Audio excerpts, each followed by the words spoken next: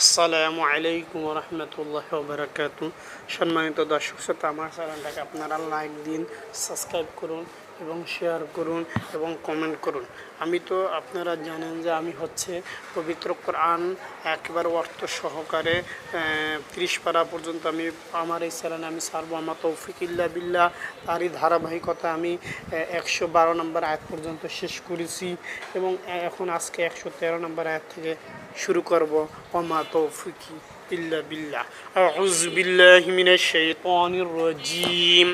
বিসমিল্লাহির রহমানির রহিম।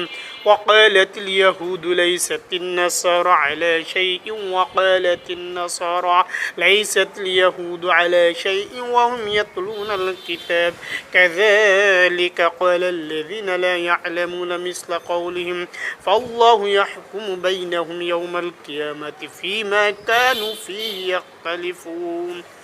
আয়াতের অর্থ, ইহুদিরা বলে খ্রিস্টানরা কোনো কিছুর উপরই প্রতিষ্ঠিত নয়, খ্রিস্টানরা বলে ইহুদিরা কোনো কিছুর উপর প্রতিষ্ঠিত নয়, অথচ এরা উভয় কিতাব পাঠ করে। এভাবেই যারা অদি কিতাবের কোনো কিছুই জানে না, এমন লোকেরা আবার এদের উভয় সম্পর্কে তাদের কথা মতো একই ধরনের কথা বলে। তারা যে বিষয়ে মত বিরোধী করছে, আল্লাহ তাআলা সেই বিষয়ের দিনে সেই বিষয়ে তাদের মাঝে মীমাংসা করে দেবেন। ومن أظلم ممن منع مساجد الله أن يذكر فيها اسمه وسعى في خرابها أولئك ما كان لهم أن يدخلوها إلا خائفين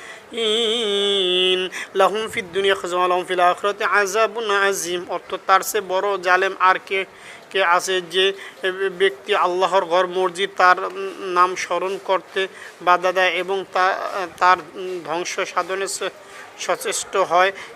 এ ধরনের লোকদের তো তাতে কোনো শোভনীয় নয়, তবে একান্ত ভীতি সশস্ত্রভাবে ঢুকলে তা ভিন্ন কথা। তাদের জন্য পৃথিবীতে যেমন অপমান লাঞ্ছনা রয়েছে, তেমনি রয়েছে পরকালে কঠিন শাস্তি।